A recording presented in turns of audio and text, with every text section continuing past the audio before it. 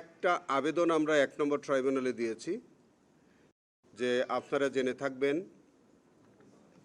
যে বিগত স্বৈরশাসনের আমলে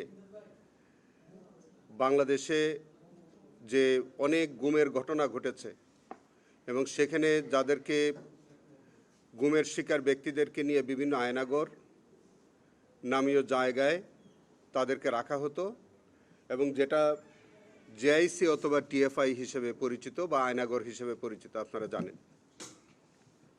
এরকম যে আয়নাগরের মধ্যে উল্লেখযোগ্য আয়নাগর ছিল যেটা এখনও আছে আমাদের হেফাজতে সংরক্ষিত, সেটা হচ্ছে ডিজিএফআইয়ের কমপ্লেক্সের ভিতরে কচুক্ষেতে ক্যান্টনমেন্টের ভিতরে একটা আয়নাগর, র্যাব 1-এ একটি টিএফআই সেল, আরেকটি আছে আমাদের ডিবি কার্যালয়ে।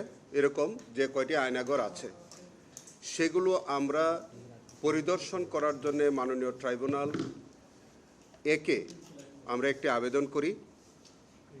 আপনারা জানেন আমাদের প্রচলিত আইনে আমাদের মানে ডোমেস্টিক লতে 539B-তে এই প্রভিশনটা আছে, রুল স্ট্যাটিউটের রুল 7 এবং রুল 73-তে সেই প্রভিশন আছে যে ট্রাইব্যুনালের বিচারক মহোদয়গণ তারা কোনো ঘটনাস্থল মামলার স্বার্থে তারা পরিদর্শন করতে পারেন।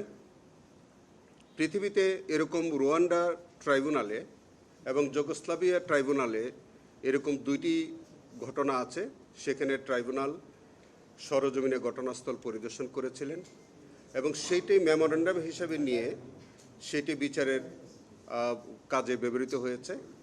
আমরা সেই নজির উপস্থাপন করেছি। মাননীয় ট্রাইব্যুনাল আমাদের আবেদনটি বিবেচনা করেছেন।